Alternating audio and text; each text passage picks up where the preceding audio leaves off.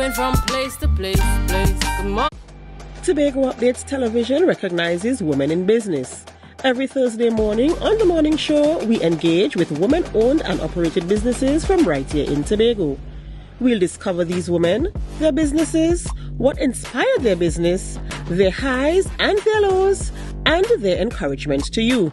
Join me, your host, Adanna Combie, this and every Thursday on The Morning Show from 7:40 a.m. as we celebrate and encourage women in business. Welcome back to The Morning Show here on Tobago Updates Television, and thank you so much for staying with us. Well, we are in the Women in Business segment, and this morning I'm so happy to introduce you to Miss Shenel Braithwaite, and she is the owner and founder of Peb's Prosperous Hands. Good morning and welcome.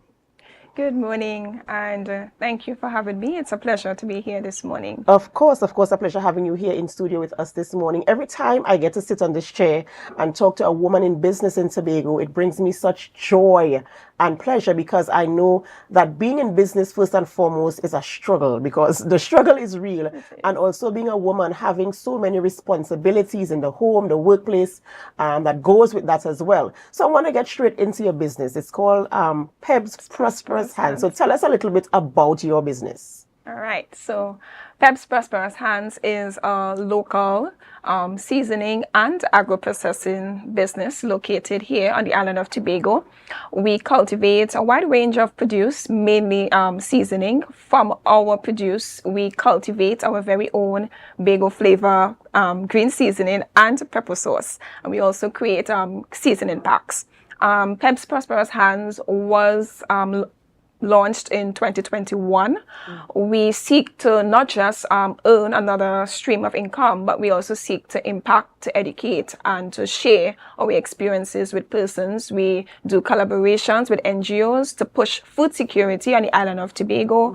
We also seek to do collaborations with schools to enhance the impact and the knowledge of agriculture in the school systems. So how did you start this business? Because I mean 2021, that's just coming out of COVID. You know, and I know a lot of persons started some businesses there. Some of them are still ongoing. Some of them they drop them off in the end. But how did you come up with this business idea, and you're still here, and you have so many, like your vision is so wide for the business? So tell us a little bit about that. All right. Well, for me, I'm from a family where agriculture is at the forefront. And I've always been an ambitious, hardworking, high achiever individual. And I remembered after leaving high school, I wanted to study and do a whole lot more, right? I had so much big goals, dreams, aspirations. And one stream of income couldn't just do it for me. So at that point in time, I said, God, what can I do? What do I have in my hand that I could do to earn that second stream of income? And immediately, he said to me in prayer, do the farming. And I was like, farming? I was like, oh no, not that farming. Because I know how hard it is, to get up early in the morning, late nights, how hard it is farming on a whole. But, I decided that this is where I need to go. And as I journeyed, I started off really small. And as I started and I kept going, I realized that there is a problem on the island of Tobago in relation to food security. And I am someone, I always try to find a solution. So I am like, okay, if there's a food shortages, most times you will see business places have to go to Trinidad to get items here for their businesses, whether it's their vegetable store, the restaurants or whatever, right? They have to go to Trinidad to get the items. I'm like, no, why can't we do that right here in Tobago? Why can't Tobago feed itself and then even export? And, that kept me going. It has not been an easy journey.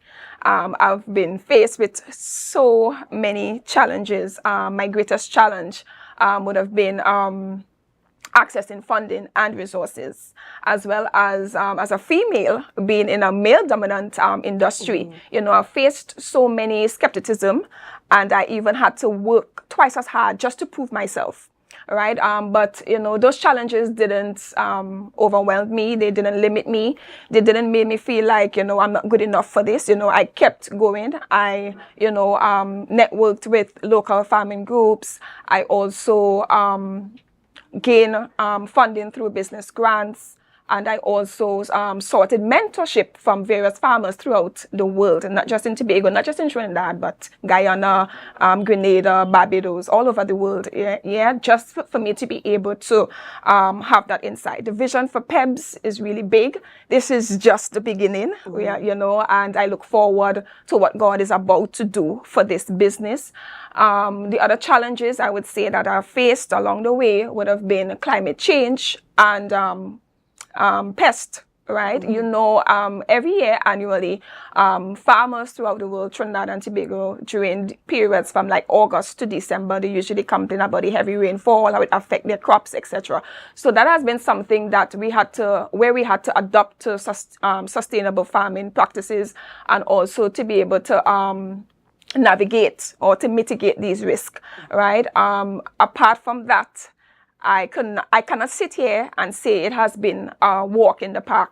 For me, there has been some limitations, setback, delays, no's, closed doors, but that didn't stop me, because I know that to everything there is a season, and I know that as long as you keep going, as long as you keep growing, as long as you keep seeking, you know, at the right time and at the right season, the doors will swing right open for you to be able to do what you have to do and walk in the fullness, so that purpose can be fulfilled, not just to impact myself or my family, but to impact my community and by extension the country of Trinidad and Tobago. You know, you left me with no questions to ask, because I'm thinking, okay, so I need to ask about your challenges, how you overcame them. And here you are, sharing your heart with all of Trinidad and Tobago and all of our viewers this morning in terms of ensuring that your business remains viable, sustainable, and relatable. And I understand the struggle and the demands, and you seem to be very, very committed. What is that thing that gave you the drive, even when you had all of those challenges that you had to face and overcome? What was the thing that kept you going, that said, you know, even though this door is shut, even though this person told me no, even though I don't have the money, even though there are so many things, what kept you going to ensure that you were able to bring PEBS to where it is and to continue to have a vision that is bigger than yourself? Wow. I will firstly say God. You know, it's His grace and His strength and His wisdom that keeps me going on a daily basis. You know, even through the challenging times, He kept me. As well as I'm very passionate about farming. It's not something I do just for the money or just to say that I have a business. I'm very passionate. And one thing that really keeps me going is that I want to be able to see things manifest. You know, as a child growing up, I've heard so many stories where Tobago was once the breadbasket of the Caribbean. I want to see that story manifest or become a reality again, where we are able now to, you know, to see Tobago bloom, or to see the agriculture sector take off on a different level, right? And that keeps me going. You know, I believe, you know, in my heart that this is a season of preparation for us here on the island of Tobago, where we'll have to prepare for the times that are ahead of us. There are going to be seasons of food shortages and food wars, and this is the moment that we begin to prepare, and that is what keeps me. That's what gives me my drive to keep going, to know that, you know, I am going to be one of the agro-processors or one of the farmers that will help to contribute to food security and food sovereignty on the island of Tobago. And my heart has always been for the people, has always been for Tobago, and that keeps me going along with God. Wow, that is a lot. And you know, I like the fact that you have that tunnel vision. It's like you know exactly what you want, and you are going to do that which you need to do to ensure that you and you know, it's so selfless. You know, sometimes people get into business because, as you said, the second income stream at the end of the day, when you get into business, is to make money, right? Mm-hmm. You know, that's one of the main things. But here you are talking about ensuring other people benefit from what you are doing, and ensuring that you give them quality produce. And talking about quality produce, now I'm looking at these two bottles that are in front of you right now, and this seasoning is looking so rich. And we were mentioning offsets. Sometimes when I go to the supermarket, you know, sometimes when you see the seasonings, it's not as rich as this. Tell us about your process. How do you process and, you know, produce and package your items? All right, so first let me say that here at Peps Prosperous Hands, this is just two of our products that we currently offer.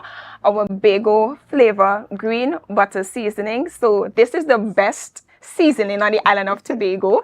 Not because it's my product, but because it really is. So, and the pepper sauce as well. It's a newly launched product. We recently launched this product about 2 to 3 months ago. So this is now making its way into shops and mini marts, etc. But our process is pretty much simple, straight from Pep's farm to our kitchen and then to your household, right? We basically harvest everything straight from our farm. Even if we don't have a specific ingredient from our farm, we try to outsource it locally here on the island of Tobago. First, that's first preference for all of my demands, right? We wash, we clean, we blend, and we just pour everything into our butter, and we just say, seal our butter straight from our kitchen to the shelves and then to your table. Yes, it's a farm-to-table experience right here in Tobago. Absolutely. And in closing, Shenel, if there's a woman out there who is either in business and struggling, or a woman wanting to get into business but thinking about all the challenges, what would you say to her to encourage her to do that thing, get into that business, just start? All right. So for me, what I would say is start where you are, right? Don't overthink. Don't allow fear to cripple you. Don't allow other persons that you may see on the left, the right, the back, and the front of you to make you feel like, you can't achieve greatness or you can't do it. Start where you are. Believe in yourself, firstly. Believe in the vision that you have for whatever business idea that you have that you want to launch. And after you have done all of that, you have to apply yourself. You have to be persistent. You have to be dedicated. The challenges will come. But when the challenges come, you can't allow yourself to be pushed in a corner or to say, I'm going to give up. No, I believe that, there's this famous quote I love by Oprah Winfrey that says, it doesn't matter who you are. It doesn't matter where you have been. You have the ability to triumph. So, always surround yourself with positive things, supportive people, and just allow God to guide you, allow Him to give you the strength, the grace, and the wisdom in all that you do. Because a lot of times you see persons start businesses, but, they tend to fall off. And that's because they don't have, that ground structure, that foundation that will keep them going. And know that it won't happen overnight. You're going to take years, sometimes months before you can see your reward. But just keep going and keep your eyes on the prize. And just know that your best is yet to come. You heard it here first, our viewers. Your best is yet to come. Just keep going at your goals and you can do great and marvelous things. So if you are a woman in business, keep going, keep pressing, and keep looking for that ultimate goal, which is, of course, to succeed. Remember, success is not a destination. It is a journey. So you have to keep at it. All right, ladies and gentlemen, our photo of the day. Did you guess where our photo of the day was taken from? Our photo of the day today was sent in this morning by Troy Andrews. Troy Andrews sent in our photo of the day. Did you guess it? And based on our viewers this morning, I am seeing that Newton George did not take any time. He didn't waste any time. Yes, this photo was taken at the Palatuvia Lookout. Palatuvia Lookout. Beautiful, beautiful, beautiful Tobago. Thank you so much, viewers, for being here with us this morning and for leaving your comments on our Facebook live stream and our YouTube channel at Tobago Updates. Well, this is where we have to end the morning show, but it's not where we end our programming. We head on over to GMT, which is Good Morning Tobago. And as we do, we invite you to help us. Share the live, share the live, share the live. Stay with us.